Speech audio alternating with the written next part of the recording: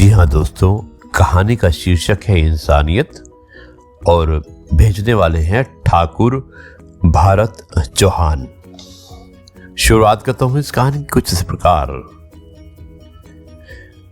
मैं एक घर के करीब से गुजर रहा था कि अचानक से मुझे उस घर के अंदर से एक बच्चे के रोने की आवाज आई। उस बच्चे की आवाज में इतना दर्द था कि अंदर जाकर वो बच्चा क्यों रो रहा है ये मालूम करने से मैं खुद को रोक ना सका। और अंदर जाकर मैंने देखा कि एक माँ अपने 10 साल के बेटे को आहिस्ता से मारती और बच्चे के साथ खुद भी रोने लगती। मैंने आगे होकर पूछा कि बहन जी, आप इस छोटे से बच्चे को क्यों मार रही हैं, जबकि आप खुद भी रोती हो। उसने जवाब दिया कि भाई साहब, इसके पिताजी भगवान को प्यारे हो गए हैं और हम लोग बहुत ही गरीब हैं। उनके जाने के बाद मैं लोगों के घरों में काम करके घर और इसकी पढ़ाई का खर्च बड़ी मुश्किल से उठाती हूँ और ये कमबख्त स्कूल रोजाना देर से जाता है और रोजाना घर देर से आता है। जाते हुए रास्ते में कहीं खेल कूद में लग जाता है और पढ़ाई की तरफ जरा भी ध्यान नहीं दे रहा, जिसकी वजह से रोजाना अपने स्कूल की वर्दी गंदी कर लेता है। मैंने बच्चे और उसकी माँ को जैसे तैसे थोड़ा समझाया और चल दिया। इस घटना को कुछ दिन ही बीते थे कि एक दिन सुबह सुबह कुछ काम से मैं सब्जी मंडी गया तो अचानक मेरी नजर उस 10 साल के बच्चे पर पड़ी जो रोजाना घर से मार खाता था। मैं क्या देखता हूँ कि वो बच्चा मंडी में घूम रहा है और जो दुकानदार अपनी दुकानों के लिए सब्जी खरीद कर अपनी बोरियों में डालते तो उनसे कोई सब्जी जमीन पर गिर जाती तो वो बच्चा उसे फौरन उठाकर अपनी झोली में डाल लेता। अब मैं ये नज़ारा देखकर परेशानी में सोच रहा था कि ये चक्कर क्या है। मैं उस बच्चे का चोरी चोरी पीछा करने लगा और जब उसकी झोली सब्जी से भर गई तो वो सड़क के किनारे बैठकर उसे ऊंची ऊंची आवाजें लगाकर सब्जी बेचने लगा। मुंह पर मिट्टी, गंदी वर्दी और आंखों में नमी। ऐसा महसूस हो रहा था कि ऐसा दुकानदार जिंदगी में पहली बार देख रहा हूं। अचानक एक आदमी अपनी दुकान से उठा जिसकी दुकान के सामने उस बच्चे ने अपनी नन्ही सी दुकान लगाई थी। उसने आते ही एक जोरदार लात मारकर उसे उस नन्ही दुकान को एक झटके में ही रोड पर बिखेर दिया और बाजुओं से पकड़कर उस बच्चे को भी उठाकर धक्का दे दिया। वो बच्चा आंखों में आंसू लिए चुपचाप दोबारा अपनी सब्जी को इकट्ठा करने लगा और थोड़ी देर बाद अपनी सब्जी एक दूसरे दुकान के सामने डरते डरते लगा। भला हो उस शख्स का जिसकी दुकान के सामने इस बार उसने अपनी नन्ही दुकान लगाई और उस शख्स ने बच्चे को कुछ नहीं कहा। थोड़ी सी सब्जी थी और ऊपर से बाकी दुकानों से कम कीमत। जल्द ही बिक्री हो गई और वो बच्चा उठा और बाजार में एक कपड़े वाली दुकान में दाखिल हुआ और दुकानदार को वो पैसे देकर दुकान में पड़ा और अपना स्कूल बैग उठाया और बिना कुछ कहे वापस स्कूल की ओर चल पड़ा और मैं भी उसके पीछे पीछे चल रहा था। बच्चे ने रास्ते में अपना मुंह धोकर स्कूल चल दिया। मैं भी उसके पीछे पीछे स्कूल चला गया और जब वो बच्चा स्कूल गया तो 1 घंटा लेट हो चुका था, जिस पर उसके टीचर ने डंडे से खूब पिटाई की। मैंने जल्दी से जाकर टीचर को मना किया कि मासूम बच्चा है, इसे मत मारो। टीचर कहने लगा कि ये रोजाना 1-1.5 घंटे लेट से ही आता है और मैं रोजाना इसे सजा देता हूँ कि डर से स्कूल वक्त पर आए और कई बार मैं इसके घर पर भी खबर दे चुका हूं। खैर, बच्चा मार खाने के बाद क्लास में बैठकर पढ़ने लगा। मैंने उसके टीचर का मोबाइल नंबर लिया और घर की तरफ चल दिया।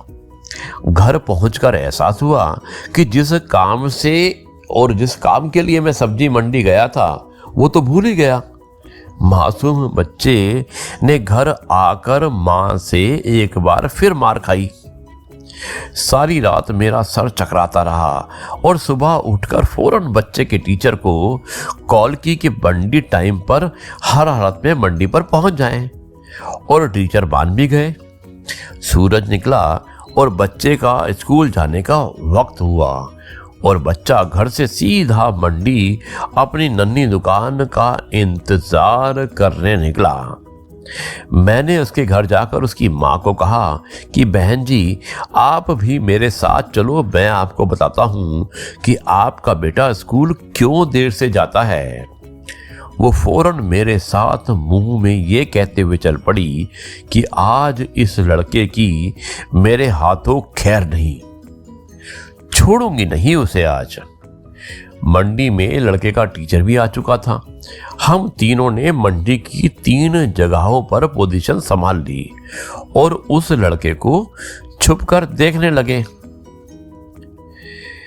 अब देखा हमने ये कि आज भी उसे काफी लोगों से डांट फटकार और धक्के खाने पड़े और आखिरकार वो लड़का अपनी सब्जी बेचकर कपड़े वाली दुकान पर चल दिया।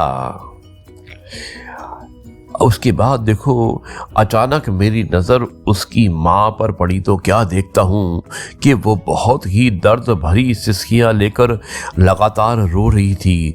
और मैंने फौरन उसके टीचर की तरफ देखा तो बहुत शिद्दत से उसके आंसू बह रहे थे।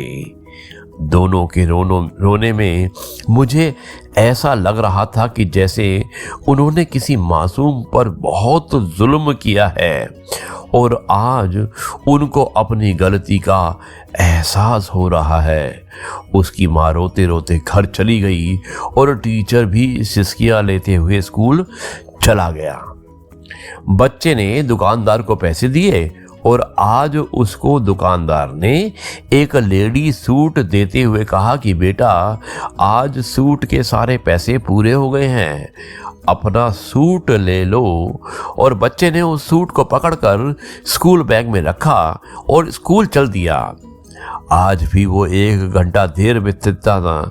आज भी 1 घंटा देर से ही पहुंचा था। वो सीधा टीचर के पास गया और बैग डेस्क पर रखकर मार खाने के लिए अपनी पोजीशन संभाल ली और हाथ आगे बढ़ाकर टीचर से बोला कि टीचर, मुझे डंडे से मार लो। टीचर कुर्सी से उठा और फौरन बच्चे को गले लगाकर इस कदर जोर से रोया कि मैं भी देखकर अपने आंसुओं पर काबू न कर सका। मैंने अपने आप को संभाला और आगे बढ़कर टीचर को चुप कराया और बच्चे से पूछा कि ये जो बैग में सूट है वो किसके लिए है। बच्चे ने रोते हुए जवाब दिया कि मेरी माँ अमीर लोगों के घरों में मजदूरी करने जाती है और उसके कपड़े फटे हुए होते हैं, कोई जिस्म को पूरी तरह से ढांपने वाला सूट नहीं, और मेरी माँ के पास पैसे भी नहीं हैं, इसलिए मैं अपनी माँ के लिए ये सूट खरीदता हूँ और ये सूट अब घर ले जाकर माँ को दे दूँगा। मैंने बच्चे से सवाल पूछा और जवाब ने मेरे और उस बच्चे के टीचर के पैरों के नीचे से ज़मीन ही निकाल दी। बच्चे ने जवाब दिया कि नहीं अंकल, छुट्टी के बाद मैं इसे दर्जी की सिलाई के लिए दे दूंगा।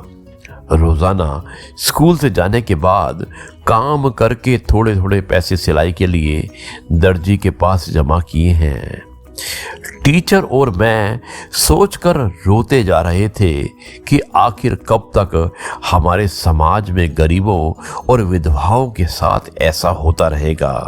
उनके बच्चे त्योहार की खुशियों में शामिल होने के लिए जलते रहेंगे और आखिर कब तक? क्या ऊपर वाले की खुशियों में इन जैसे गरीब विधवाओं का कोई हक नहीं? क्या हम अपनी खुशियों के मौके पर अपनी ख्वाहिशों में से थोड़े पैसे निकाल कर अपने समाज में मौजूद गरीब और बेसहाराओं की बच्चों के लिए उनकी मदद नहीं कर सकते? दोस्तों, आप सब भी ठंडे दिमाग से एक बार ज़रूर सोच लेना, और हाँ, अगर हो सके तो आप सभी लोगों को बताइएगा कि इस कहानी में और इस कहानी की जो छोटी सी कशिश है किसी के लिए भी सक्षम की है कि उसके दिल में गरीबों के प्रति हमदर्दी का जज्बा ही जाग जाए और यही लेख किसी भी गरीब के घर की खुशियों की वजह बन जाए। दोस्तों, ये थी कहानी ठाकुर भारत चौहान की, और मुझे उम्मीद है कि इंसानियत जो इसका शीर्षक था, इससे हम सभी ने बहुत कुछ सीखा होगा। कहानी लंबी अवश्य थी, पर मुझे उम्मीद है कि आपको अवश्य पसंद आएगी होगी।